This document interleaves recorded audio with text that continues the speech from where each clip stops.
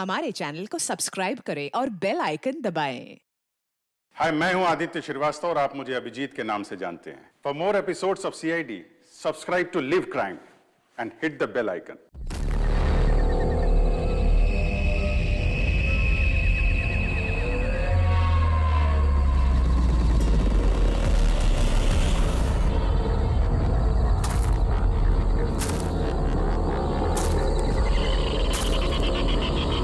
ये कोई जगह है मिलने की? इतनी रात को इस घने जंगल में बुलाया और कोई दिख भी नहीं रहा है। कहाँ हो तुम? कौन है? कौन है?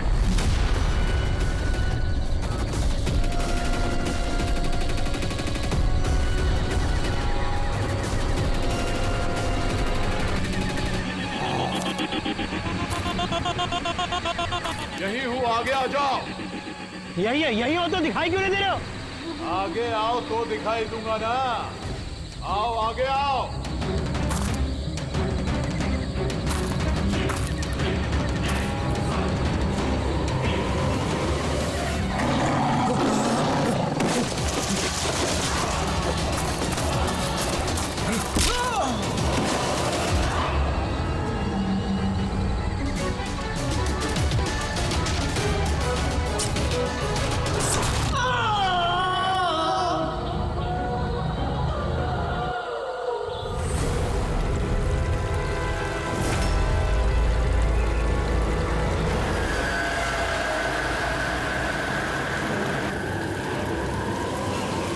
सर, मेरी आंखें तो फटी की फटी रह गई जब मैंने लाश को देखा।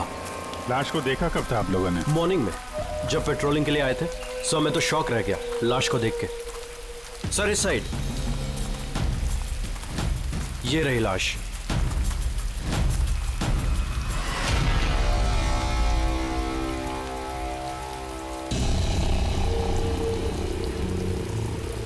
इतनी दर्दनाक मौत, पूरे शरीर से स्किन निकाल ली है इसकी। किसी जानवर का काम तो नहीं है? सर, इसके पास ये हैंडीकैम मिला है।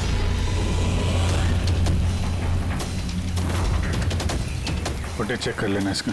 और सर, इसके पास वो 3 बैग्स भी मिले थे। वो? जी सर।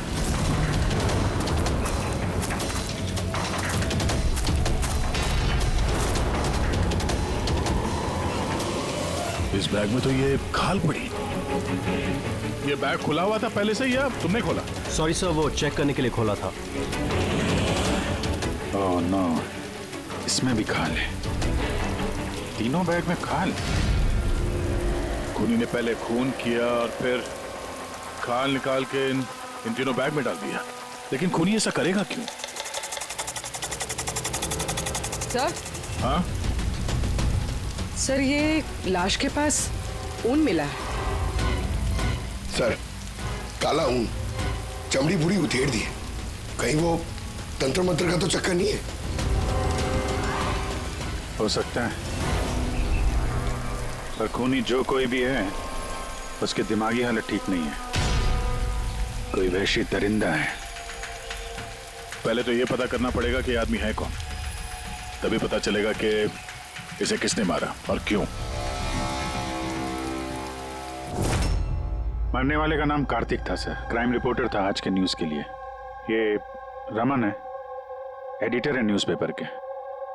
और ये कायरा है सर, कार्तिक की मंगेतर। कायरा जी प्लीज हिम्मत रखिए, आपका दुख हम समझ सकते हैं। क्या आप बता सकती है कार्तिक का कोई दुश्मन था, कोई झगड़ा वगड़ा था किसी के साथ? कोई एक दुश्मन हो तो बताओ ना सर। उसके तो चारों तरफ दुश्मन ही दुश्मन थे। चारों तरफ दुश्मन ही दुश्मन? क्यों? मतलब ऐसा क्या किया था कार्तिक ने जो इतने दुश्मन थे? कार्तिक ने कुछ नहीं किया, ये करवाते थे उनसे। दुश्मनी की सारी वजह ये इंसान है। ये क्या बकवास कर रही हैं आप? एक मिनट, क्या कहना चाहते हैं इसके बारे में? सर, कार्तिक मेरे न्यूज़पेपर में एज अ क्राइम रिपोर्टर काम करता था सर। ये मुझ पे झूठा आरोप लगा रही है सर, बल्कि अपना रास्ता साफ कर रही है। क्या मतलब? मतलब इनकी कार्तिक से खुद नहीं बनती थी सर। सर वो बोल रहा था कि ये लड़की विश्वास के काबिल नहीं है, इसलिए ये रिश्ता ज्यादा दिन टिक नहीं सकता, इसलिए शादी कैंसिल करनी होगी। क्यों कायरा जी, सच कह रहे हैं ये झूठ बोल रहे हैं, ऐसी कोई बात नहीं थी। और छोटे मोटे झगड़े हर रिलेशनशिप में होते हैं। कल रात कहाँ पर थी तुम? सर, आप मुझ पे शक कर रहे हैं? इस केस से जुड़े हुए जितने भी लोग हैं सब हमारे शक के दायरे में हैं, चाहे वो आप हो या रमन जी आप। मेरा क्या लेना देना, मैं तो आप लोगों को सपोर्ट कर रहा हूँ। क्या हुआ रमन जी, सब ठीक है ना? हाँ सब ठीक है। वो कोई मुझ पे झूठा ब्लेम करे तो थोड़ी टेंशन हो जाती है।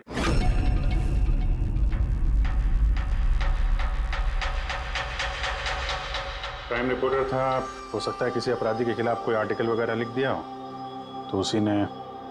सर काफी दिनों से वो किसी केस पे काम नहीं कर रहा था। तो फिर रात को वहाँ जंगल में क्या करने गया था? और वहाँ हमें एक कैमरा भी मिला। सर उस कैमरे में कोई फुटेज नहीं था। पर सर मुझे नहीं पता वो जंगल में क्यों गया।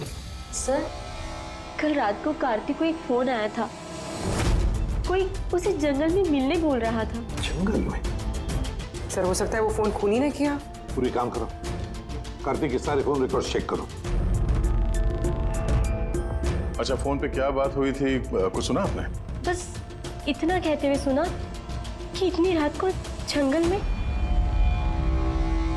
सर कार्तिक को आखिरी कॉल 1452874888 से आया था और ये नंबर महेश आकव के नाम पे रजिस्टर्ड है। महेश आकव? वो पॉलिटिशियन तो नहीं? चल जरा फोन करके देखो।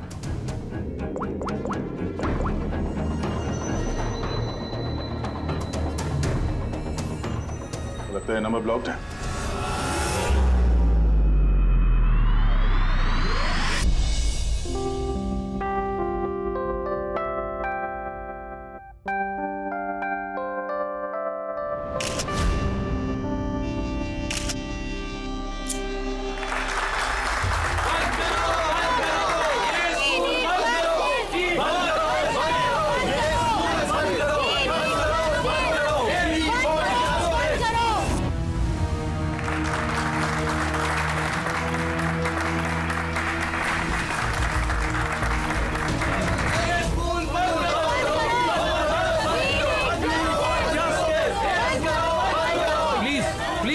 सुनिए, आप लोगों के आगे मैं हाथ जोड़ता हूँ। देखिए सारिका जी, रजनी जी, उज्जवल जी, प्लीज ये हो हल्ला बंद कीजिए, वरना मेरा पूरा प्रोग्राम स्पॉइल हो जाएगा। प्रिंसिपल साहब, जब तक हमें न्याय नहीं मिलता ये हो हल्ला ऐसे ही चलता रहेगा। मैम आप समझने की कोशिश कीजिए। हम सब समझ चुके हैं, अब आप समझने के लिए तैयार हो जाइए।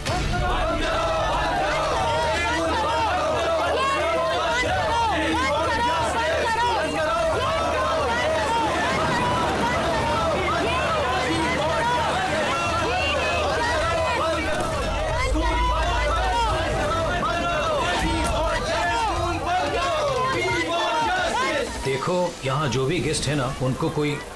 सॉरी सर, आप अंदर नहीं जा सकते। हम लोग सीआईडी से हैं। सीआईडी?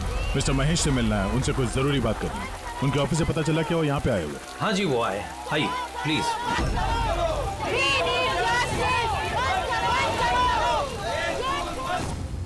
राष्ट्र निर्माण में हर इंसान की अपनी अपनी भूमिका रहती है, सबका अपना अपना योगदान रहता है। तो जैसे सभागार के पुनर्निर्माण में आप सभी ने अपना अपना योगदान दिया, उसके लिए मैं आप सभी का बहुत शुक्रिया अदा करता हूँ। मुझे पूरा विश्वास है कि सर सीआईडी टीम आपको बुला रही है।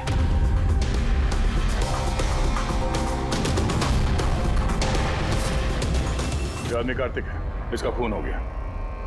खून हो गया तो मैं क्या करूँ, मैं नहीं जानता इसे। अगर आप इसे नहीं जानते हैं तो फिर आपने कल रात फोन करके इसको जंगल में क्यों बुलाया? मैंने बुलाया? मैंने इसे नहीं बुलाया। हमारे पास आपकी कॉल डिटेल्स है।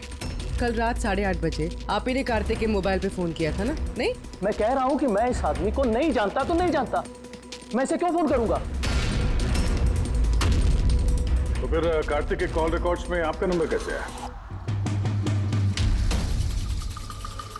सर मैं नहीं जानता, मेरा फोन सर मेरा फोन कल से ब्लॉक हो गया था। महेश जी, महेश जी, महेश उठो, ये तो मर चुका है। प्लीज इन्हें बचा लीजिए। एक मिनट प्लीज, प्लीज पीछे आइए। सर हार्ट अटैक तो नहीं आया? हो सकता है, पर असली वजह तो फोरेंसिक लैब में जाके ही पता चलेगी।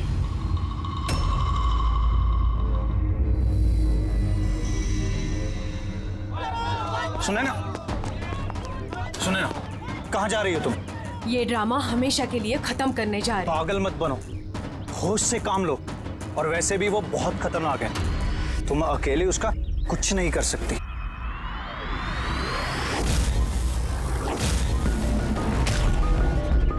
ये लड़ाई मैं अकेले लड़ सकती हूँ। सुने ना,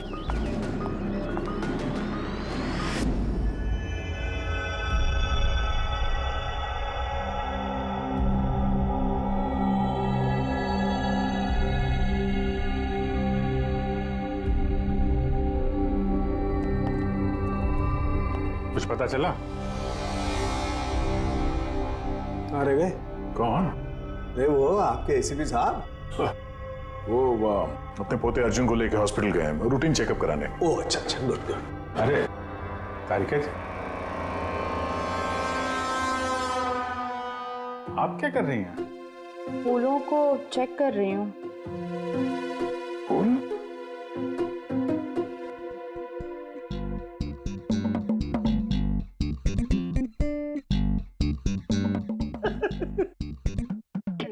क्या है? क्या फेरे मारे पड़ा इधर उधर? ऐसा लग रहा है जैसे कि जैसे शादी में शादी क्या? शादी में एक दूसरे के गले में फूलों की माला। डॉक्टर तारिका, कुछ पता चला डॉक्टर तारिका? हाँ, यही कि इसी माला की वजह से महेश की मौत हुई है। क्या? इस माला की वजह से महेश की मौत हुई? कैसे? अभिजीत, कैसे मौत हुई है ये मैं बताता हूँ। ये फूल देख रहे हो, ये साधारण फूल नहीं है, एक जहरीला केमिकल छिड़का हुआ है इन पर। मैं बताता हूँ वो कौन सा केमिकल है।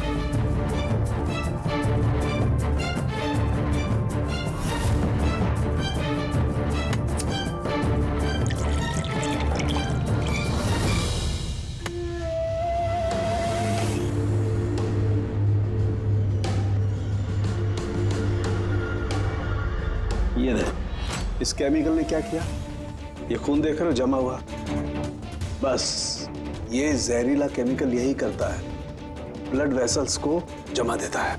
मतलब जैसे ही ये हार महेश के गले में गया तो जहर इसके स्किन के थ्रू उसके शरीर में चला गया। हाँ,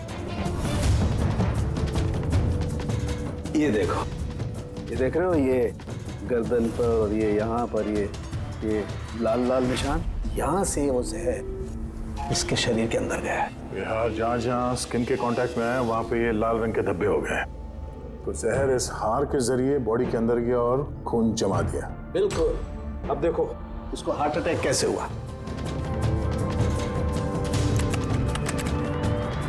ये देखो, ये आर्टरीज हार्ट तक खून पहुंचाती है, लेकिन फूलों में लगे हुए जहरीले केमिकल की वजह से इन आर्टरीज में जो खून था वो जम गया और उसने हार्ट तक पहुंचने का रास्ता ब्लॉक कर दिया। तो खून हार्ट तक ना पहुंचने की वजह से ये हार्ट ने काम करना बंद कर दिया और इसीलिए महेश जी की मौत हो गई। एग्जैक्टली। ये केमिकल कौन सा है, पता चला? बहुत ही साधारण सा केमिकल है, आसानी से मिल जाता है हर जगह पर। ये स्कूल की केमिस्ट्री लैब में भी मिल सकता है? हाँ मिल सकता है, बिल्कुल मिल सकता है। अच्छा, मुझे इस हार में से कुछ और भी मिला है। क्या? आप इस हार को ध्यान से देखिए और बताइए कि कौन कौन से फूल लगे हुए हैं इसमें। गेंदे का फूल है, ये गुलाब है, लिली है और ये क्या पत्ती जैसा? ये सूंघिए इसे। इसको सूंघना है? ये हार तो अरे सुन लो यार, कुछ नहीं होगा। नहीं, ये कह रही है तो फिर कुछ नहीं होगा। लहसुन? एग्जैक्ट, लहसुन का पत्ता, प्याज का फूल और साग, हर्ब्स भी हैं इस हार में। उन्हीं ने खून करने के लिए हार में ये लहसुन और प्याज का पत्ता डाल दिया। या दो खून हुए हैं, कार्तिक का और महेश का, और दोनों खून अजीब तरीके से हुए हैं। कोई ना कोई कनेक्शन तो होगा दोनों के बीच में। संबंध तो है। इस महेश के फोन से तो कॉल किया गया था कार्तिक को। हाँ यार, लेकिन महेश ने कहा था कि उसका फोन ब्लॉक्ड है, जबकि कार्तिक के फोन रिकॉर्ड में महेश का नंबर है। इस महेश का फोन अच्छी तरीके से चेक करना पड़ेगा। चक्कर है क्या?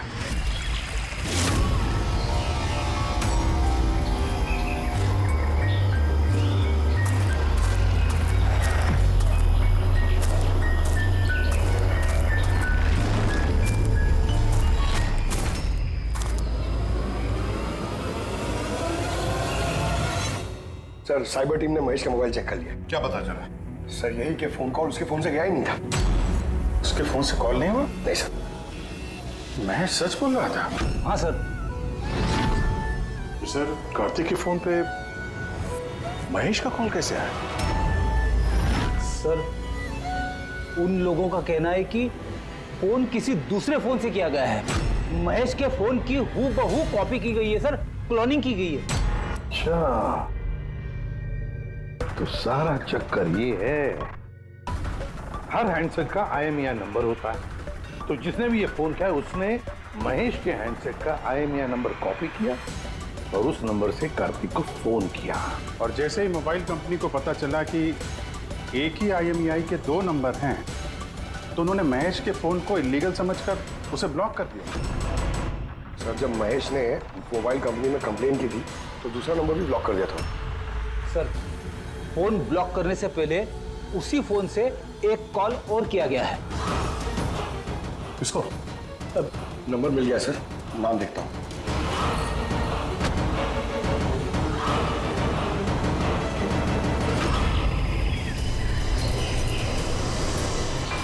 मैं तुझे नहीं छोड़ूंगी। आज ही इस कहानी का दी एंड होगा।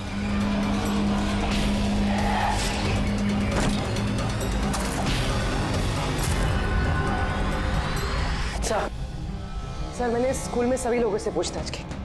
उनका कहना है कि उन्हें उस हार के बारे में कुछ नहीं पता।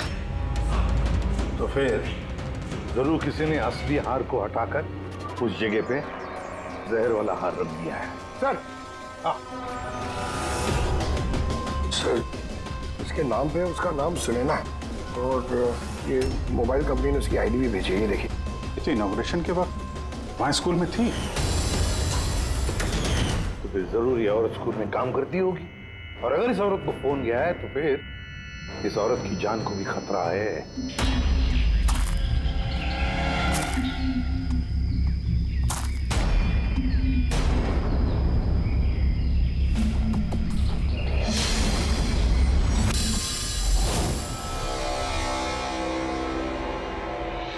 ये नंबर तो आउट ऑफ रेंज बता रहा है सर।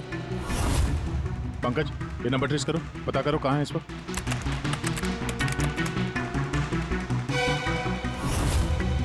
सर, ये तो जंगल के पास दिखा रहे।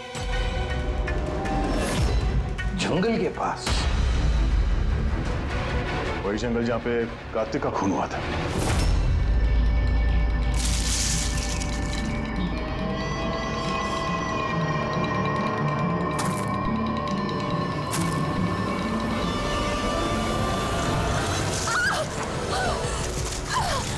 छोड़ो मुझे, छोड़ो। कौन हो तुम? कोई है? बचाओ, बचाओ, छोड़ो।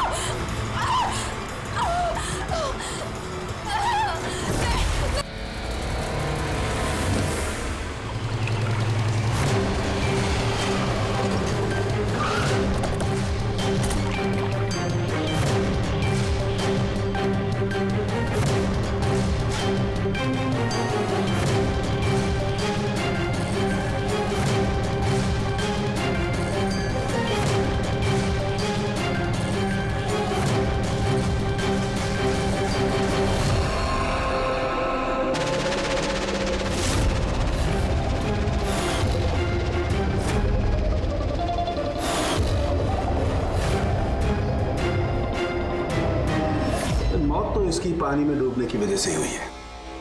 मगर इनके सर के बालों में से हमें ये मिला है, मकड़ी का जाला। मकड़ी का जाला? सिर के बालों में से? ये लड़की जंगल में गई थी तो हो सकता है वहां पे इसके बालों में लग गया होगा। 6 अलग अलग टाइप की मकड़ी के जाले मिले इनके बालों में से। अगर जंगल में से आए होते तो 6 पॉसिबल नहीं है, क्योंकि इंडिया में सिर्फ 4 अलग अलग टाइप के जाले पाए जाते हैं। अलग अलग टाइप की मकड़ियाँ अलग अलग जाले बनाती हैं, कुछ रहने के लिए और कुछ शिकार के लिए। आइए मैं दिखाती हूँ। ये है अलग अलग टाइप के जाले। 4 तरह के जाले, तो फिर ये बाकी के 2 जाले ये कहां से आ गए इसके सिर पे? और एक और सवाल है इसी के साथ कि सारे के सारे जाले एकदम परफेक्ट जैसे कि तैसे, ये कैसे? तब तो ये जाले जंगल में नहीं, किसी ने इसे मारने के बाद इसके बालों में लगा दिए हैं। Exactly that. पहले किसी ने इसे पानी में डुबोया, ये मर गई, उसके बाद इसके बालों में ये मकड़ियों के जाले लगाए गए हैं। मगर क्यों? बाल में जाले लगाने के पीछे क्या मकसद हो सकता है खोनी का? कार्तिक, महेश और सुनैना, इन तीनों के खून अलग अलग तरीके से हुए हैं, लेकिन इन तीनों के खून में कोई ना कोई कनेक्शन जरूर है, जरूर है।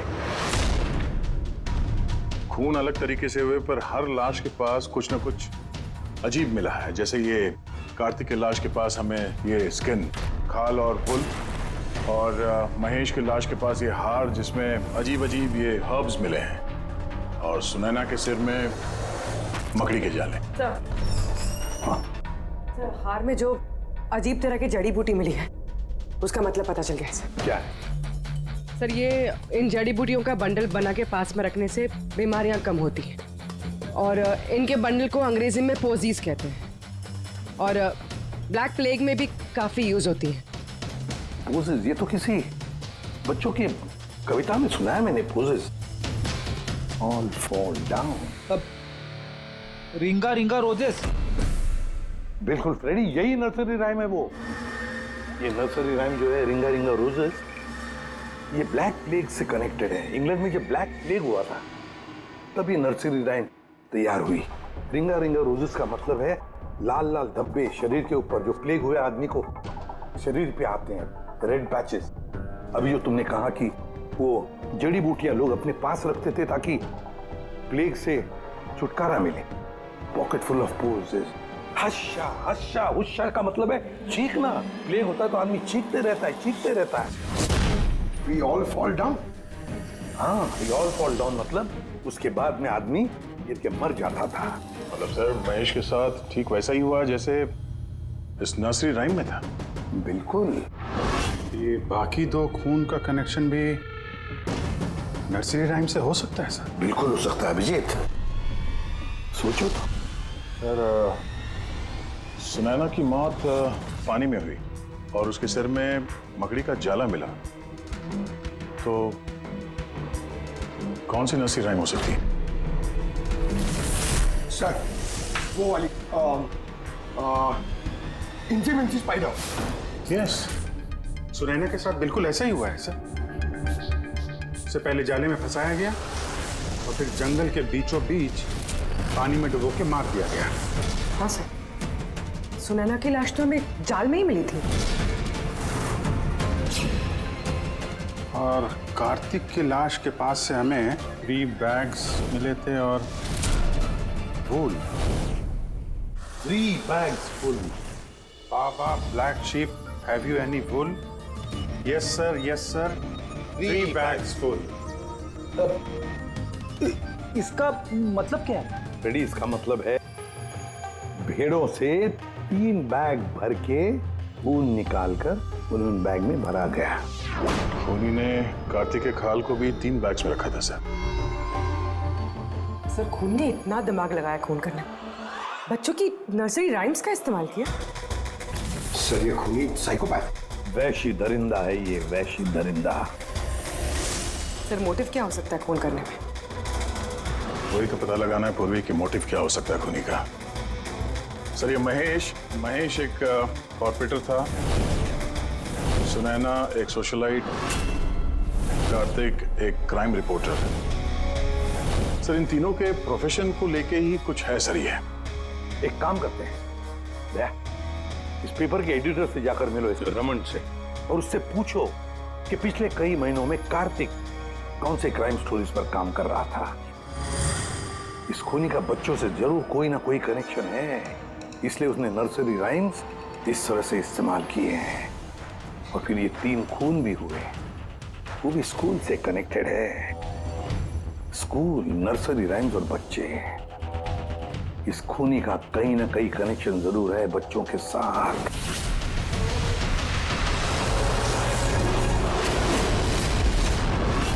सर, कार्तिक ने क्राइम के ऊपर काफी आर्टिकल्स लिखे हैं, काफी क्राइम केसेस पर उसने फॉलो भी किया है। हमें उसके सारे केस की डिटेल्स चाहिए, क्योंकि हमें ऐसा लगता है उन्हीं में से किसी केस की वजह से उसका खून हुआ है। या देता हूं, मैं सारी डिटेल्स देता हूं। सर देखिए, कार्तिक हमारे यहाँ 4 साल से काम कर रहा था। 4 साल में 40 आर्टिकल्स उसने लिखे होंगे। यही है सारी डिटेल्स।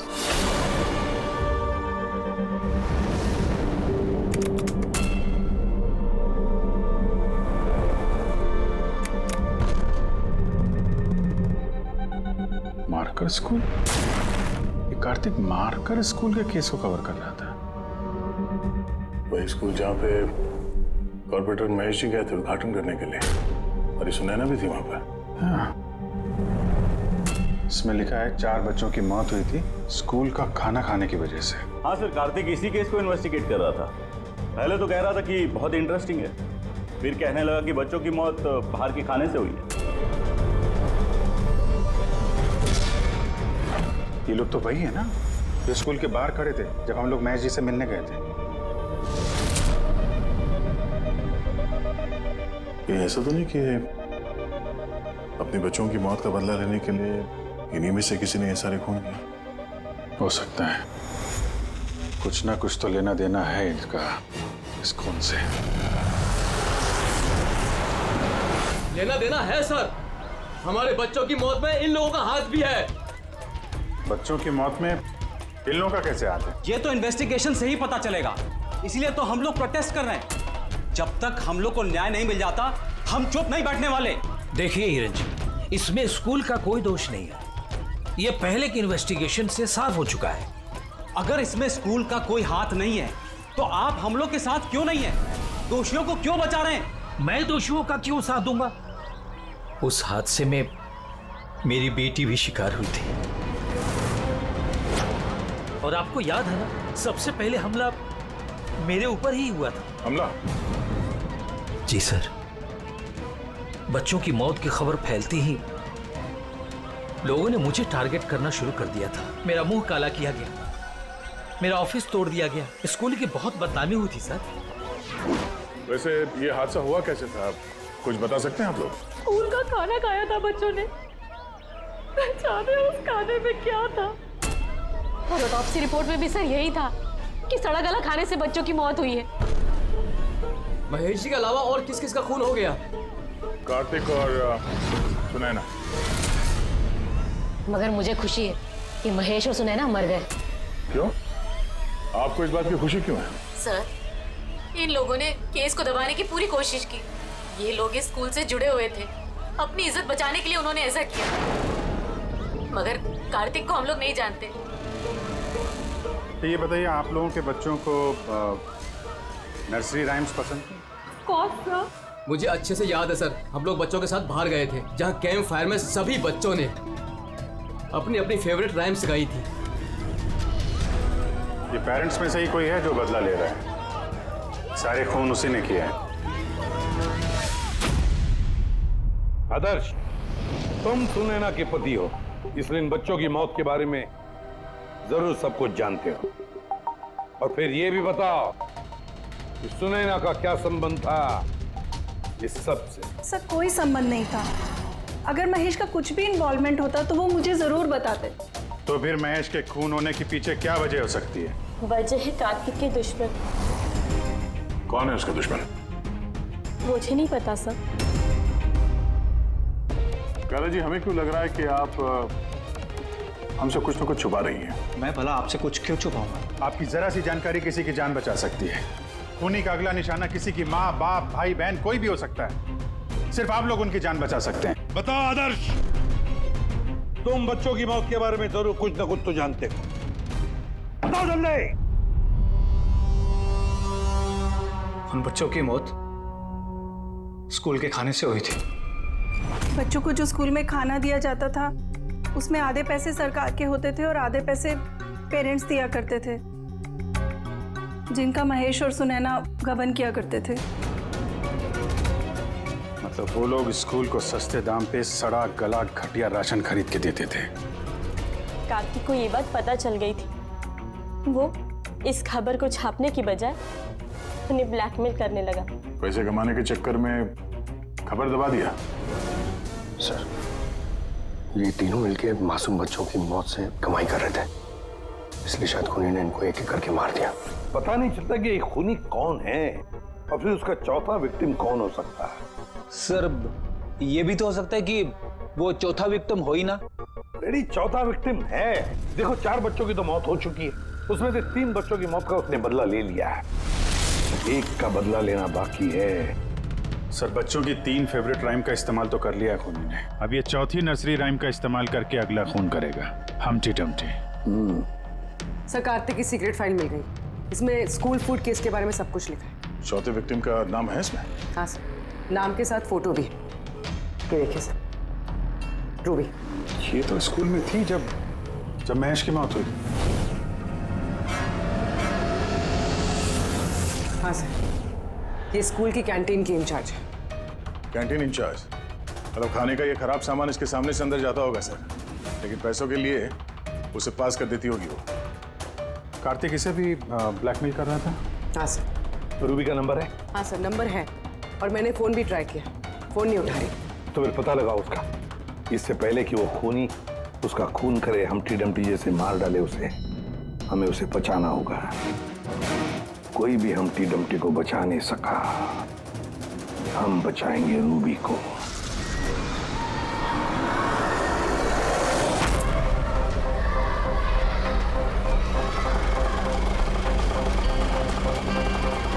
जंगल की तरफ चलिए भैया। सर, ये रूबी की लास्ट लोकेशन स्कूल है। स्कूल?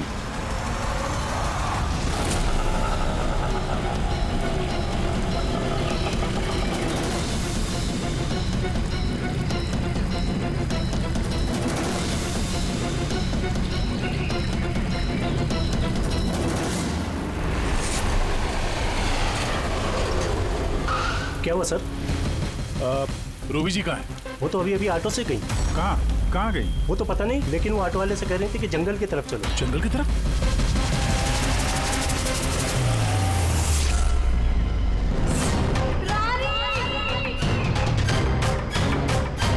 रानी बेटा!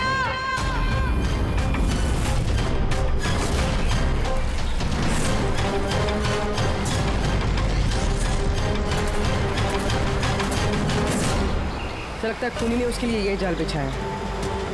कैसे भी करके इस रूबी को रोकना होगा।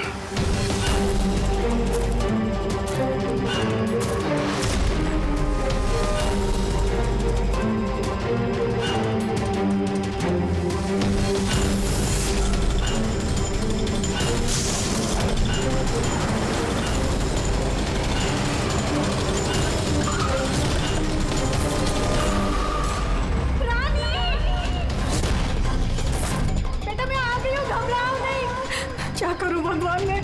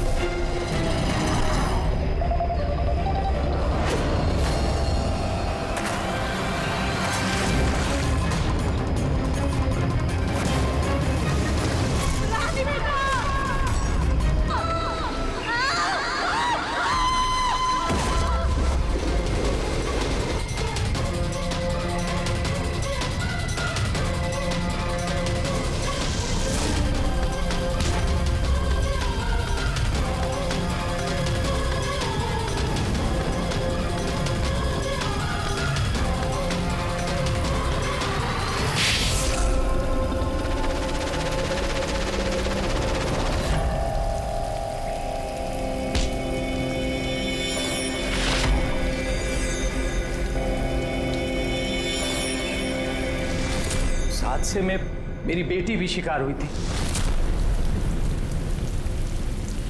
हाँ, मैंने मार डाला उनको।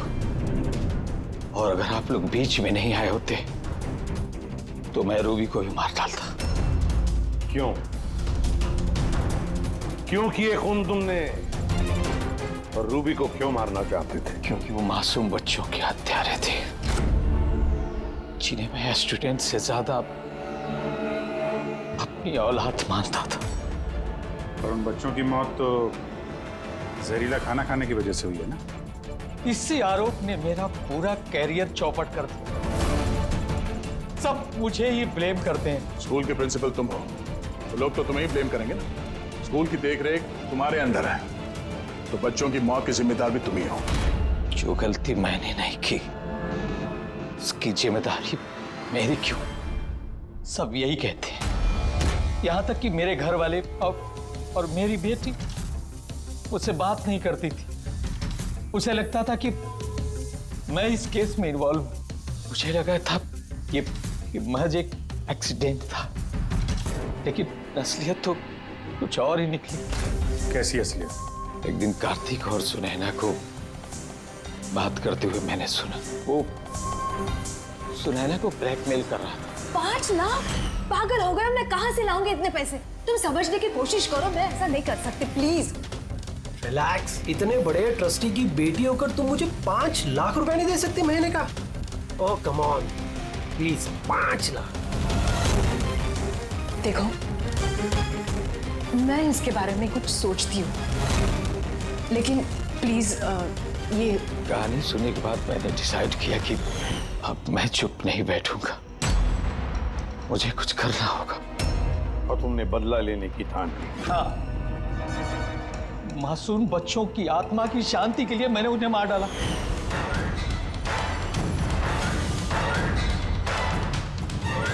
गुनाह करने से सुकून नहीं मिलता प्रिंसिपल साहब, अच्छे कर्म करने से सुकून मिलता है। तुम्हारा तो दिमागी ठिकाने पर नहीं है, तुम्हें मेडिकल हेल्प की जरूरत है। ले जाओ इसे।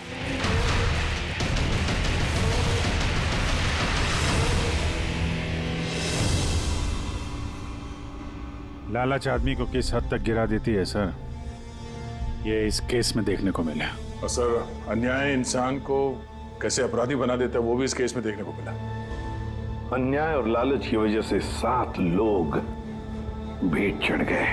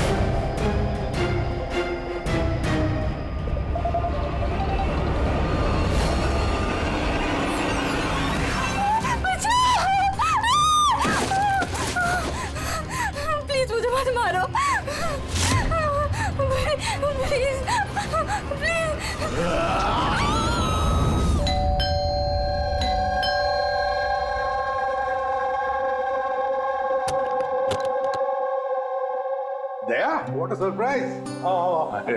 यहाँ से गुजर रहा था सर, सोचा अर्जुन को मिलता चलूं। ये क्या, तबीयत ठीक नहीं क्या इसकी? देखो, सर्दी हुई है, जुकाम हुआ है। अरे हमारा टाइगर, क्या हुआ आपको? दया अंकल, दादू को समझाओ ना, खांसी और जुकाम तो नॉर्मल होता है, मैं तो इतना बीमार हूँ ही नहीं। अभी वो नॉर्मल के बच्चे, दादू तू है या दादू मैं हूँ? अरे आप ही दादू हो, लेकिन इतनी चिंता क्यों कर रहे हो? इतनी चिंता क्यों कर रहा हूँ? 10 साल से गायब थे तुम, गायब। अब मुझे मिल गए हो तो पूरी कसर निकाल रहा हूं। सर सोचा नहीं कभी आपका ये रूप भी देखने को मिलेगा। मतलब बड़े बड़े क्रिमिनल को धूल चटाने वाला एसीपी प्रद्युम्न आज अपने पोते के एक चीख से परेशान हो गया। दया, इस सबसे प्यारे सबसे मीठे क्रिमिनल की वजह से है। क्या हुआ? फोन कहाँ है? अर्जुन बेटा, लगता है आपके फोन में ना मेरा एक कॉल आ रहा है ना? तो मैं वो कॉल रिसीव कर लूं? पहले चॉकलेट दो। अरे आज तो मैं ऐसे ही आ गया था, अगली बार मैं चॉकलेट लेके आऊंगा। ओके।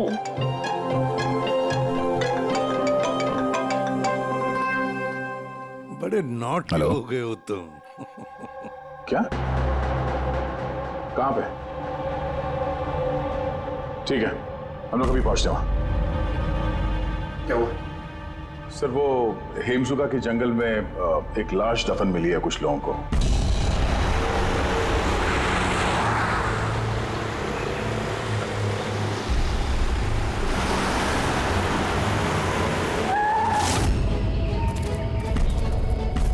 मैम प्लीज लाश को हाथ मत लगाइए मैम। एक मिनट मैम आप। मैम लाश को हाथ मत लगाइए please. Ma'am please please ma'am संभालिए अपने आप को।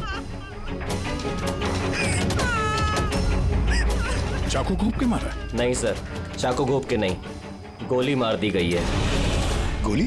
तो ये चाकू का निशान? सर ये चाकू का निशान नहीं है, तलवार का निशान है। Cut cut cut cut cut. यार सुदेश, पूरा टेक खराब कर दिया यार। हाँ सर पता है, लेकिन ये तलवार नहीं निकल रही है। देखिए आप खुद, अटक गई है। ये देखिए।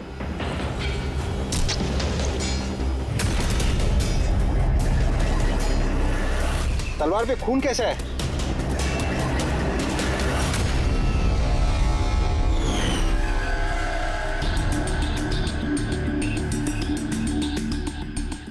मतलब ये बॉडी जमीन में पहले से दफन थी? जी सर। पेट पे गोली लगी है मैम प्लीज। और छाती पे कहीं भी एग्जिट वुंड नहीं है, मतलब गोली अभी भी अंदर है, बाहर नहीं गई है। सर दूर से गोली मारी होगी और पीठ पीछे धोखे से गोली मारी होगी। या धोखे से मारी है या फिर ये किसी को देख के भाग रहा था यहाँ से। ये औरत इनकी बीवी है? जी सर, ये जो लाश है रविंदर की है, ये उनकी आईडी है और इनकी बीवी मालती।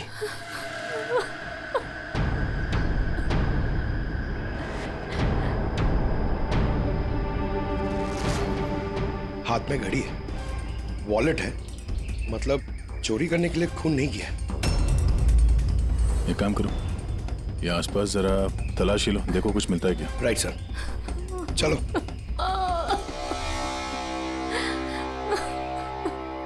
आपने आखिरी बार अपने पति को कब देखा था? आज सुबह 10 बजे। क्या काम करते थे वो? मकान किराए पे छुड़वाते थे और बिकवाते भी थे। मतलब एस्टेट एजेंट। हाँ। आज सुबह कहाँ जाने के लिए निकले थे? एक फ्लैट आज किराए पे चढ़ने वाला था, तो वही चेक करने गई थी कि वहाँ पे कोई सफाई या मरम्मत वगैरह की जरूरत तो नहीं है। सर। हाँ? सर यहाँ आसपास तो कुछ नहीं मिला, ना खून ना कोई सुराग। लगता है गोली यहाँ नहीं चली। क्योंकि सर गोली जंगल में चली ही नहीं। तो फिर कहाँ चली? हो सकता है फ्लैट में, जो आज किराए पर चढ़ने वाला था। आपको कैसे पता? क्योंकि मैं उनसे उस वक्त फोन पे बात कर रही थी। बेबी मैं पूछ रही थी कि सब्जी कौन सी खाओगे? लंच का तो पता नहीं, मगर स्वीट डिश में क्या लूंगा वो मालूम है। मैंने स्वीट डिश नहीं, मैंने सब्जी पूछी है। सब्जी कौन सी खाओगे? अरे कुछ भी बना लो, तुम्हारे हाथ का तो कड़वा करेला भी अच्छा लगता है। तो आज फिर आपको कड़वा करेला ही खिलाती हूँ। अच्छा बेबी मैं फ्लैट पहुंच गया हूँ, थोड़ी देर में कॉल करूँ तुम्हें? ये क्या? मारना मत मुझे। हेलो हेलो, मुझे मत मारना।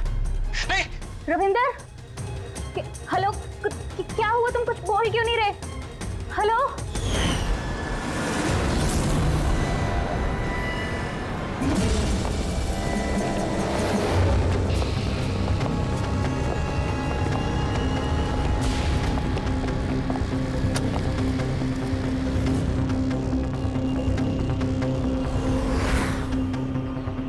इतना सारा खून? यानी मालती ठीक कह रही थी, रविंद्र का खून यही हुआ है और फिर उसे यहाँ से जंगल ले जाया गया और दफना दिया गया। लाश को अगर यहाँ से ले जाया गया था तो फिर किसी ने देखा कैसे नहीं? पंकज, जरा वॉचमैन को बुलाओ।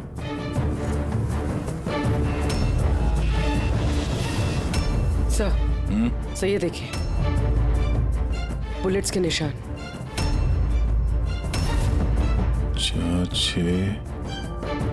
13 बुलेट्स और एक गोली रविंदर को लगी। तो क्या 14 गोलियां चली थी क्या यहाँ पे? पूर्वी, जरा अंदर चेक करो, देखो कुछ मिलता है क्या।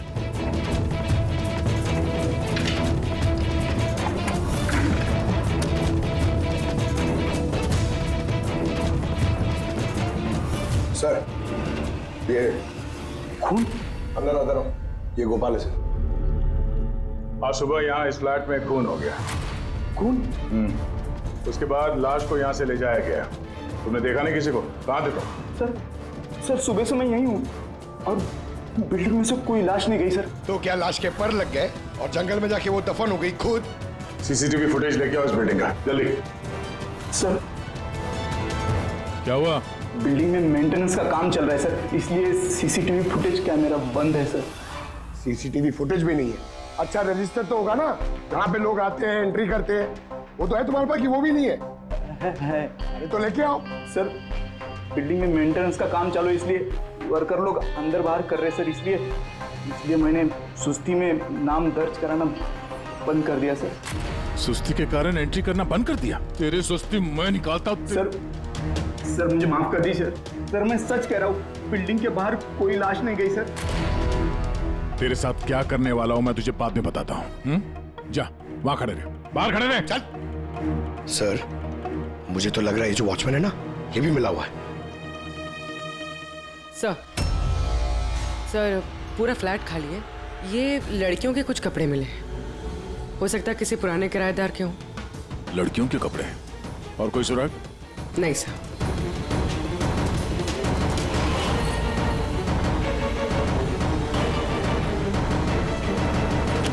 लॉक एकदम सही सलामत है, टूटा हुआ नहीं है, कोई फोर्स्ड एंट्री नहीं है। सर अगर ये पता चल जाए कि ये फ्लैट की चाबी किस किस के पास हो सकती है तो मुजरिम तक पहुंचना आसान हो सकता है। फ्लैट की चाबी मकान के मालिक के पास होगी, या फिर किसी पुराने किराएदार के पास, या फिर किसी ऐसे आदमी के पास जिसने इस फ्लैट की डुप्लीकेट चाबी बना ली हो। पूर्वी, इस मालती से पता करो कि यहाँ इस फ्लैट में पुराने कौन कौन किराएदार थे। साळुंखे, तेरे कहने के मुताबिक रविंद्र पर जो गोली चली वो फ्लैट में नहीं चली? हाँ बस मैं यही कह रहा हूँ। अरे गोली उस फ्लैट में नहीं चली तो फिर कहाँ चली? उसकी वाइफ ने हमें उसी फ्लैट के बारे में बताया और वहां इतना सारा खून मिला हमें।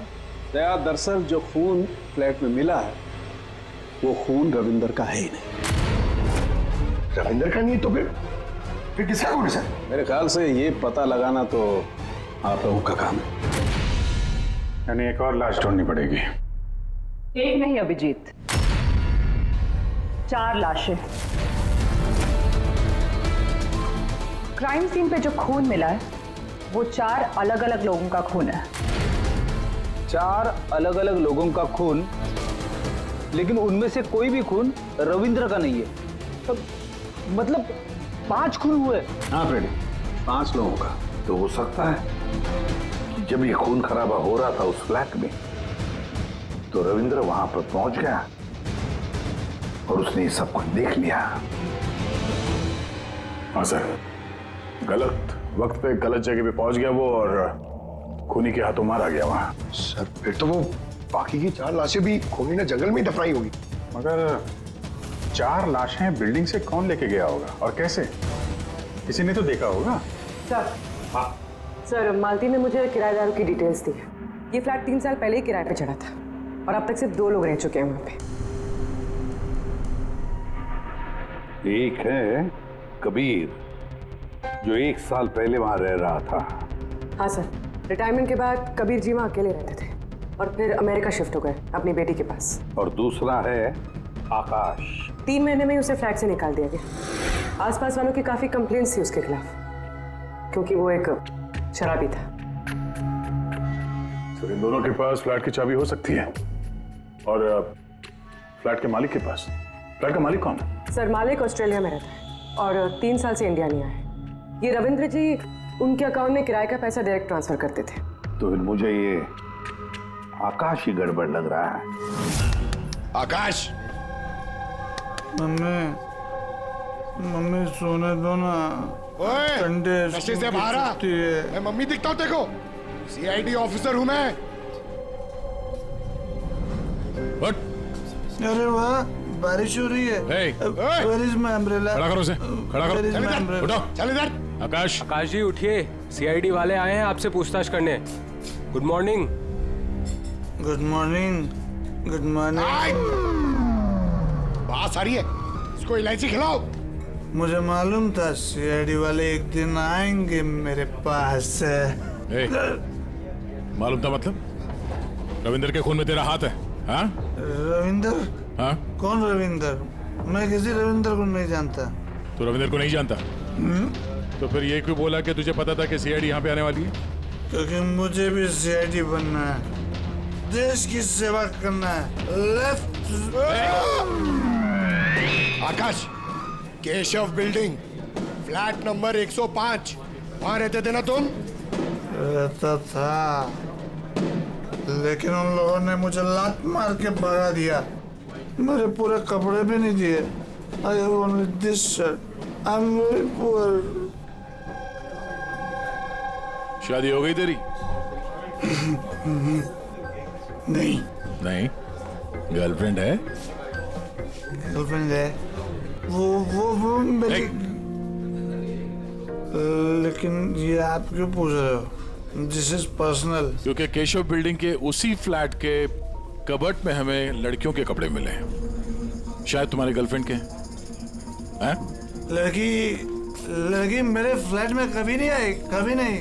आई am very truly gentleman, white collar. Sir, ये कबीर जी सर, वो भी अकेले रहते थे और इसके जाने के बाद वहां कोई रहा ही नहीं। रहता कैसे नहीं था? जब मैं अपना बाकी का सामान लेने गया था ना, तो वहाँ 2 लड़कियां थी। ये लो अपना सामान और निकलो यहाँ से। क्यों मालती? झूठ क्यों कहा हमसे कि उस फ्लैट में सिर्फ 2 ही किराएदार रहते थे? एक तरफ आप अपने पति के खूनी को फांसी पे चढ़वाने की बात करती हो, झूठ बोल के हमें गुमराह किया आपने, क्यों? नाटक करिए सर। इसी ने अपने पति को मारा और अभी हमारे सामने खड़े होकर आंसू आ रही है। सर मुझे इसके साथ 2 मिनट दीजिए सर, देखिए सच कैसे बोलती है। ये क्या कह रही हैं आप? इनके बारे में ऐसा कैसे कह सकती हैं? आप सीआईडी वाले इतने पत्थर दिल कैसे हो सकते हैं? किसी का दर्द समझने के बजाय आप उन्हें टॉर्चर कर रहे हैं, उन्हें तकलीफ पहुंचा रहे हैं। अच्छा, आप दोनों को बड़ी फिक्र हो रही है? आपकी तारीफ। मैं मालती की छोटी बहन रजनी हूँ और ये मेरे हस्बैंड है। तो फिर रजनी जी, आप सभी ध्यान से सुन लीजिए। अगर मालती ने हमसे कुछ भी झूठ कहा ना, तो ये जेल जाएगी, जेल।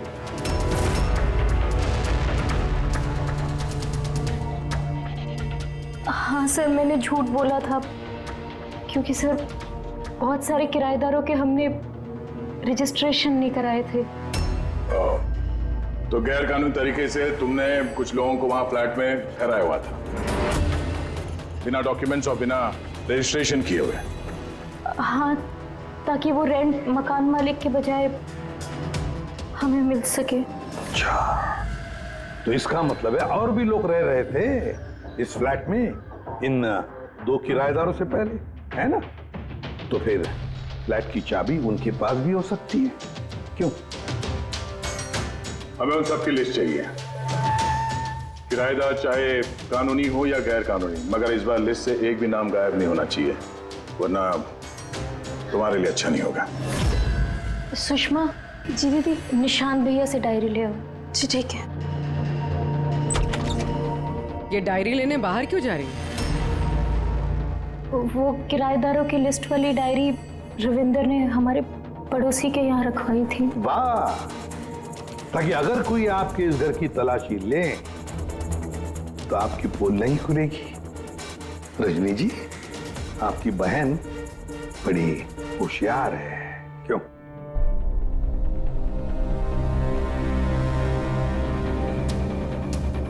मालती भाभी, ये डायरी मंगाई क्या?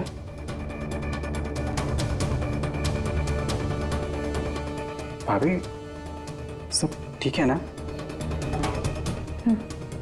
सर, हाँ, 8 और लोग हैं। 8 लोग हैं। इनकी कुंडली निकाल लो, खूनी इनमें से कोई एक हो सकता है। सर, लिस्ट में जितने भी लोग हैं उनसे कांटेक्ट नहीं हो पा रहा है। हाँ सर, कुछ नंबर गलत हैं और कुछ बदल गए हैं। मतलब डेड एंड। सिक्योरिटी गार्ड से क्या पता चला? सर वो वही कह रहा है सर, इसलिए 4 लाशें क्या, इसलिए तो 1 लाश भी नहीं देखी जाते हुए। अजीब बात है सर, उस बिल्डिंग से बाहर जाने का रास्ता तो एक ही है। अगर लाशें वहां से बाहर ले जाई नहीं गई है तो लाशें गायब कहां हो गई? ये सब मेरी वजह से हुआ है बॉस। आई एडमिट, मेरी गलती है। तेरी गलती है? ये लो, द ग्रेट डॉक्टर साहब की भी गलती करते हैं। हाँ, क्यों नहीं? बड़े से बड़ा आदमी कभी न कभी गलती कर देता है बॉस। अच्छे से अच्छा क्रिकेटर भी 0 पे क्लीन बोल्ड होता है, तो मुझसे भी हो गई यार। तो सर आपको 0 पे आउट किसने किया? उस खून ने जो फ्लैट में मिला था। उन 4 मरे हुए लोगों का खून? यही गलती हो गई बॉस मुझसे। दरअसल वो 4 लोग मरे हुए थे ही नहीं। क्या? मरे हुए नहीं थे? मतलब? मरे हुए नहीं थे मतलब जिंदा थी। पता, जब मैंने उन 4 खून को अच्छी तरह से टेस्ट किया तो मुझे क्या मिला? Storage licence. पंकज, तुम जरूर ये पूछना चाहोगे कि सर ये स्टोरेज लाइसेंस क्या होता है? अरे कमाल है सर, मैं आपसे यही पूछने वाला था। मुझे मालूम था। रेड ब्लड सेल्स जब अपना बदलाव करते हैं स्टोरेज के दौरान, उसे कहते हैं स्टोरेज लीजन। तो वो जो 4 किस्म के खून हमें वहां से मिले थे वो ताजा नहीं थे, स्टोर्ड थे। एग्जैक्टली। शायद किसी ब्लड बैंक वगैरह से लाया गया होगा। उन 4 ब्लड सैंपल्स में मुझे 4 अलग अलग किस्म की बीमारियों के लक्षण मिले हैं। एक में HIV, दूसरे में ल्यूकेमिया, तीसरे में हार्पिस और चौथे में डायबिटीज।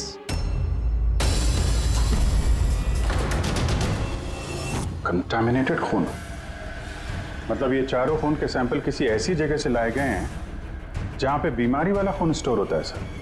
हाँ, कंटामिनेटेड खून। ऐसा खून तो नष्ट किया जाता है, इंसिनरेटर में भेजा जाता है जहां पर ये डिस्ट्रॉय करते हैं। और ऐसे इंसिनरेटर्स तो हमारे शहर में 2 जगह हैं।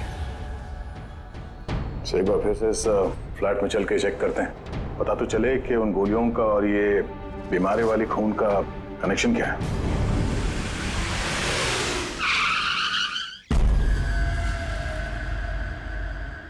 केस तो कुछ ज्यादा ही उलझता जा रहा है। अगर यहाँ इस फ्लैट में किसी को नहीं मारा गया था तो इतना सारा खून यहाँ जमीन पे क्यों पड़ा हुआ है? और दीवार पे ये गोलियां क्यों चलाई है? हाँ? सर जो गोलियों के निशान है वो सिर्फ इस दीवार पर है, इसका क्या मतलब है? इसका मतलब गोली चलाने वाला यहाँ खड़ा था, यहाँ से उसने गोली चलाई। मगर सर इस इंफेक्टेड खून का क्या कनेक्शन हो सकता है इस केस से? और सर खून सिर्फ फ्लोर पर है, ना यहाँ पर है, ना इस पर है, ना दीवारों पे। इसका क्या मतलब है? एक और बात, हमें इस घर से गोलियां नहीं मिली, मिले हैं तो सिर्फ गोलियों के निशान। इसका मतलब है कि मुजरिम ने यहाँ इसको कमरे को साफ करने की कोशिश की है, मगर पूरी तरह साफ नहीं कर पाया, उससे पहले उसे जाना पड़ा। क्यों? एक काम करो, स्प्रे लेके आओ, दीवार पे स्प्रे मारो, पता तो चले कि यहाँ पे है क्या।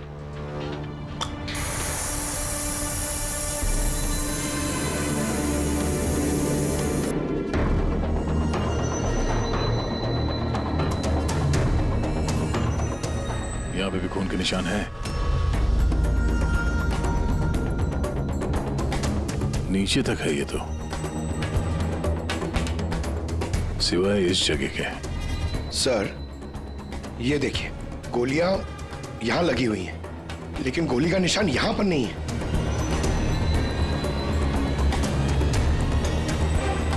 ये क्या? ये निशान ये टायर के निशान जैसा कुछ है। मतलब बाइक लेके आए इधर? पंकज, वो टायर नहीं, वो जो फर्नीचर के नीचे पहियों पे लगा होता है टायर, वो रबर का। कोई फर्नीचर रखा हुआ था यहाँ पे, शायद कोई कुर्सी। मगर सर हमने तो पूरा फ्लैट चेक किया, कुर्सी वगैरह तो कुछ भी नहीं है यहाँ पे। सर लगता है वो कुर्सी इसी बिल्डिंग में हुई, छुपाई हुई। एक काम करते हैं, बिल्डिंग में ढूंढते हैं उसे।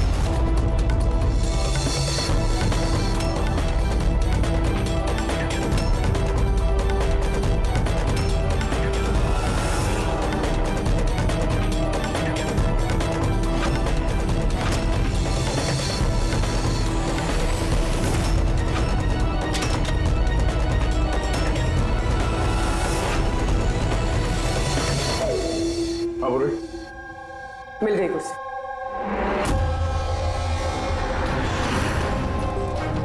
कुर्सी परफेक्ट। और सर ये कुर्सी के साथ ये सब भी मिला है। क्या ये बोलो? ये अब समझ आ गई सर पूरी पहेली। खूनी ने पहले इस मैनिक्विन को चेयर पे बिठाया और चेयर को दीवार से लगा दिया। इस मैनिक्विन के ऊपर वो खून के बैग्स थे और बहुत सारे बुलेट फायर करने की वजह से ये दीवार पे जो बुलेट्स है और ये सारा खून आसपास गिर गया। ये जिसने भी किया ये बड़ा सरफिरा आदमी, मतलब ये सब करने की जरूरत क्या थी? और सर रविंद्र को इसलिए मार दिया गया क्योंकि रविंद्र ने उसे पुतले पे गोलियां चलाते देख लिया था। सर आज तक तो एक ही बात सुनिए सर, अगर खूनी किसी को मार रहा हो, किसी तीसरे आदमी ने उसे देख लिया तो उसे मार देगा, लेकिन यहाँ पे तो खूनी एक पुतले को मार रहा था, एक पुतले के लिए उसने रविंद्र को मार दिया। हो सकता है खूनी यहाँ पे शूटिंग प्रैक्टिस कर रहा हो, उसे किसी का मर्डर करना होगा, लेकिन उसके रिहर्सल वो यहाँ इस फ्लैट में कर रहा था। रविंद्र को मारने के लिए इतनी लंबी रिहर्सल? मगर उसे कैसे पता था कि रविंद्र यहाँ आने वाला है? हो सकता है उसकी बीवी ने बताया हो सकता है मालती का हाथ हो इस जुर्म में। अब ये रिहर्सल रविंद्र के लिए थी या किसी और के लिए तो बता नहीं सकते हैं, पर ये मुमकिन है कि इस पूरे प्लान का ये रविंद्र भी हिस्सा हो। सर हिस्सा हो या ना हो, लेकिन मरा तो रविंद्र ही है। मेरी तो एक बात समझ में नहीं आ रही है कि उसकी लाश यहाँ से जंगल पहुंची कैसे? सर मानव उस अलमारी की चाबी हमारे पास रहती है जिसमें खून स्टोर किया जाता है, मगर वो अलमारी सिर्फ और सिर्फ कर्नल शिशिर की मौजूदगी में ही खोली जाती है, उनके बिना कभी नहीं। कर्नल शिशिर? जी सर, वो यहाँ के सिक्योरिटी फर्म के हेड है। सर उनके पास पूरा हिसाब किताब रहता है कि अलमारी में से कब कितने बैग खून के रखे गए और कब कितने बैग नष्ट कर दिए गए। और वैसे भी सर अलमारी खोलने के लिए 2 चाबियां चाहिए होती है, पर हमारे पास सिर्फ 1 चाबी है। सर दूसरी चाबी कर्नल साहब के पास रहती है हमेशा से। मतलब कर्नल साहब भी अकेले ये अलमारी नहीं खोल सकते क्योंकि दूसरी चाबी आपके पास है ना? नहीं सर, उनके पास दोनों चाबियां होती हैं, जैसे हमारे मालिक विनोद सर के पास होती है। और विनोद सर आपके मालिक वो कहाँ हैं? सर वो ग्रीस गया है अपनी फैमिली के साथ वैकेशन मनाने। तो बच्चे कर्नल साहब ये रिटायर्ड आर्मी ऑफिसर हैं क्या? जी सर, आर्मी में लोग आज भी उनकी बहुत इज्जत करते हैं। देश की फौज के सबसे बेहतरीन शार्प शूटर्स में से एक थे वो। आर्मी छोड़कर उन्होंने अपनी खुद की सिक्योरिटी फर्म चालू कर दी। सर खूनी जिस तरीके से गोली चला रहा था वहां पे, लगता है गन पे हाथ काफी साफ था उसका। कहीं ये कर्नल शिशिरी तो शामिल नहीं है इस जुर्म में? मिलते हैं कर्नल साहब से।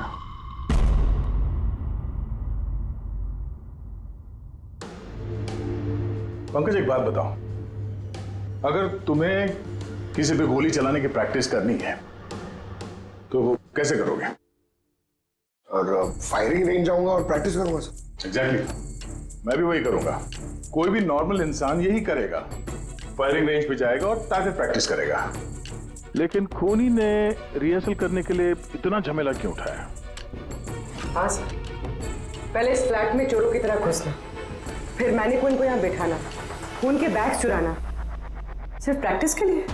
और रविंदर सिर्फ इसलिए मारा गया क्योंकि उसने उसे प्रैक्टिस करते हुए देख लिया था।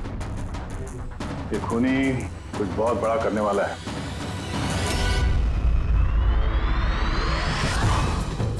पूरी ट्यूशन देना। Sir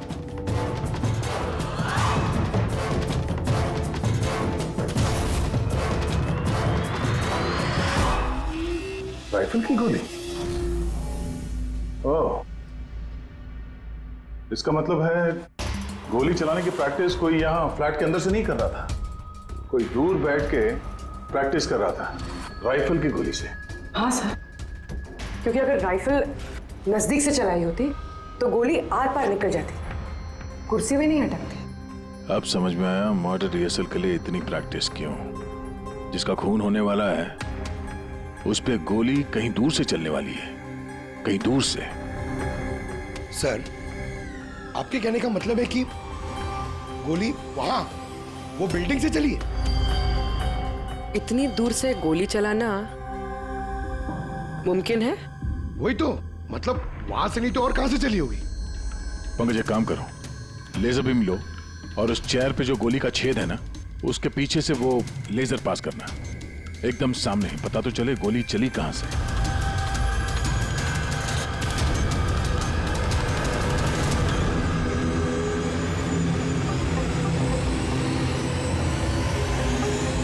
billboard? कोई बिलबोर्ड से गोली कैसे चला सकता है, वो भी सड़क के बीचों बीच?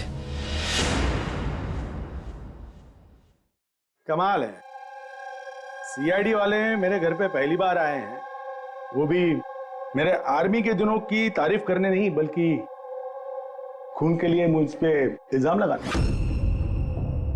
इल्जाम नहीं लगा रहे हैं, सिर्फ अपनी ड्यूटी कर रहे हैं, और ड्यूटी की अहमियत आप जैसे फौजी से बेहतर कौन समझ सकता है। तो आपको ये भी पता होगा अभिजीत बाबू कि आपके और मेरे जैसे सिपाही देश की रक्षा करते वक्त अपनी जान दे देते हैं, लेकिन अपने देश से और अपने काम से कभी गद्दारी नहीं करते हैं। देखिए, ना तो मैंने उस खून की चोरी की है और ना ही मैंने किसी का खून किया है। वैसे अपने फौज के दिनों में आपने बॉर्डर पे तो कई दुश्मनों को मारा होगा। दुश्मनों की जान लेने में और मासूमों की जान लेने में जमीन आसमान का फर्क होता है, और आपने भी तो कई गुनहगारों को मारा होगा अपनी ड्यूटी के दौरान। क्यों, ये फर्क समझ नहीं आता आपको? आता है, लेकिन ये समझ में नहीं आ रहा कि चाबी सिर्फ आपके पास है, तो फिर वो खून चोरी कैसे हो? उसकी इंक्वायरी मैं कर रहा हूं, जैसे ही मुझे पता चलेगा मैं आप लोगों को बता दूंगा। अच्छा, क्या ऐसा नहीं हो सकता कि आपकी उन चाबियों की किसी ने डुप्लीकेट चाबी बनवा ली हो? बिल्कुल नहीं। अनुशासन समझते हैं आप? डिसिप्लिन। आर्मी की ट्रेनिंग में डिसिप्लिन का बहुत बड़ा महत्व होता है, और आज भी मैं अपनी जाती जिंदगी में उस डिसिप्लिन का पालन करता हूं। ये चाबी मुझसे 1 मिनट भी दूर नहीं होती, इसलिए असल जिंदगी में तो क्या, ख्वाब में भी कोई इसका डुप्लीकेट नहीं बनवा सकता। ठीक है, आपका स्टेटमेंट तो सुन लिया, लेकिन अभी तक ऐसा कोई सबूत नहीं मिला जिससे आप पूरी तरह निर्दोष साबित हो सके। इसलिए जब तक ये केस सॉल्व नहीं होता, यहाँ आना जाना लगा रहेगा।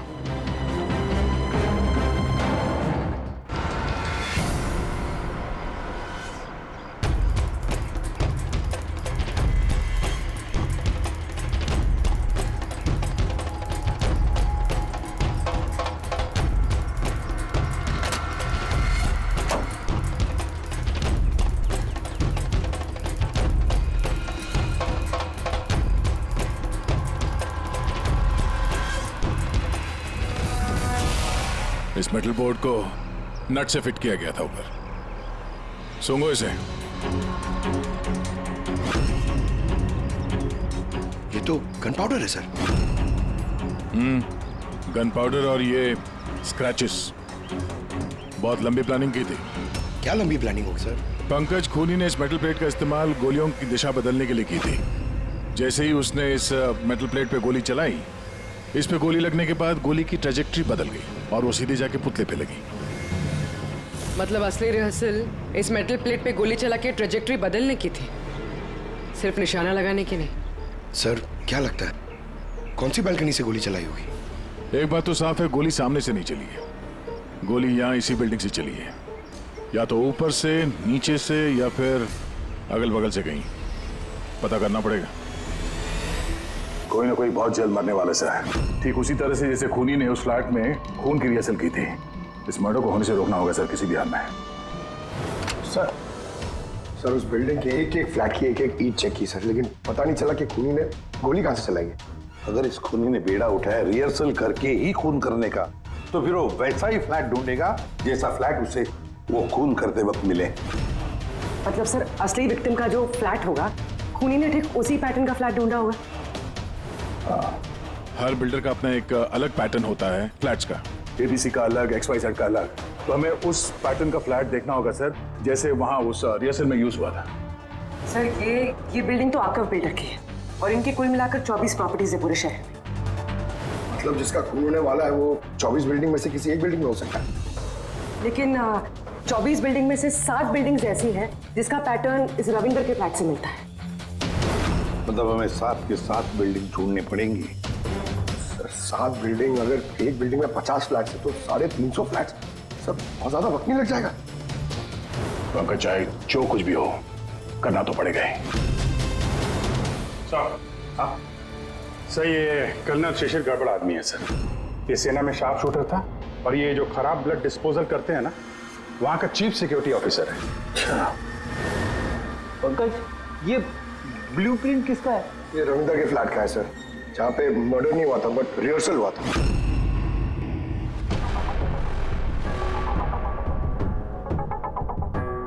ये तो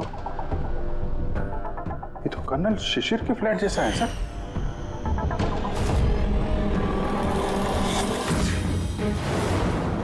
क्या? हाँ सर, ये फ्लैट का लेआउट बिल्कुल कर्नल शिशिर के फ्लैट जैसा है। ये चेयर पे मैनिक्विन है, ऐसे ही चेयर पे वो रोज शाम को 4 बजे चाय पीता है सर। ठीक शाम को 4 बजे मैं इस सोफे पर बैठकर अपनी चाय पीता हूँ। ओह, तो खूनी कर्नल शिशिर को मारने का प्लान बना रहा था।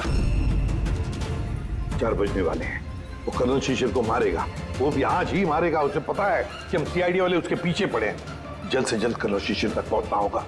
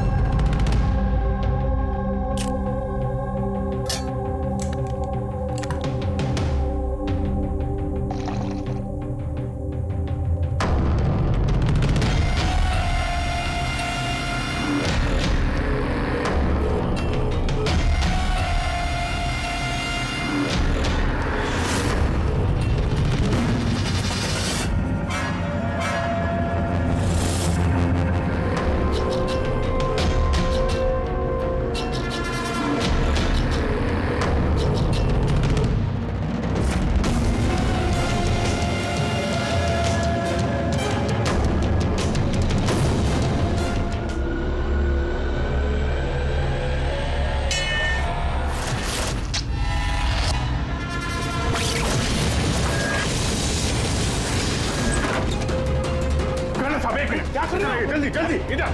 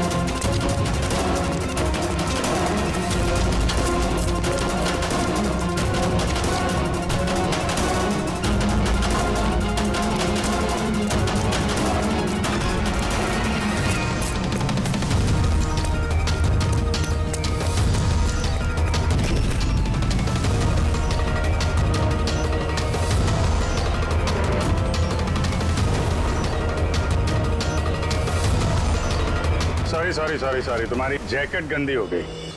क्या करें, हमें पता नहीं था ना गोली कौन से फ्लैट से चली है, इसलिए रिवर्स रिकोशे का सहारा लिया। और उस फ्लैट में जिस दिशा से गोली आई उसी दिशा में हमने गोली चलाई और देखो खून भरी गोली ने तुम्हारा पता बता दिया, मिस्टर उत्कर्ष। जाने दो मुझे, कूद जाऊंगा यहाँ से। अच्छा ठीक है, कूद जाओ यार, लेकिन पहले ये तो बताते जाओ कर्नल शिशिर को क्यों मारना चाहते थे? हैं? छोड़ उसे, मेरे पास आ जा। अच्छा भाई है ये? हाँ, जा भाई, मिल ले अपने भाई से, जा। इधर आ जाओ।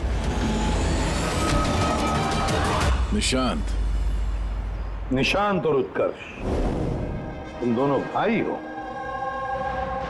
पर किस बात का बदला लेना चाहते थे तुम लोग कर्नल शिशिर से? बाप की मौत का। इस आदमी ने हम दोनों के सामने हमारे बाप की जान ली। तुम दोनों दीपक के बच्चे हो?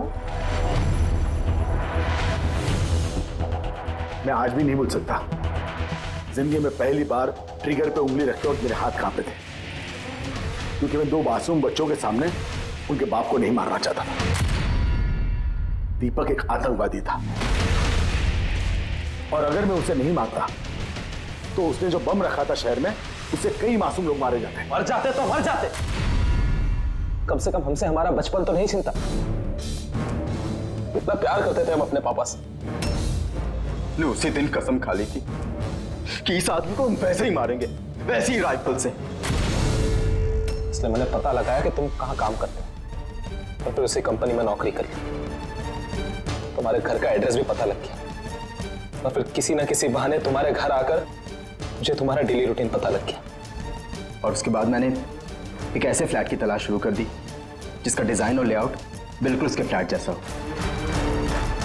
जैसे ही मुझे रविंदर का फ्लैट मिला, मैं उसके पड़ोस में शिफ्ट हो गया।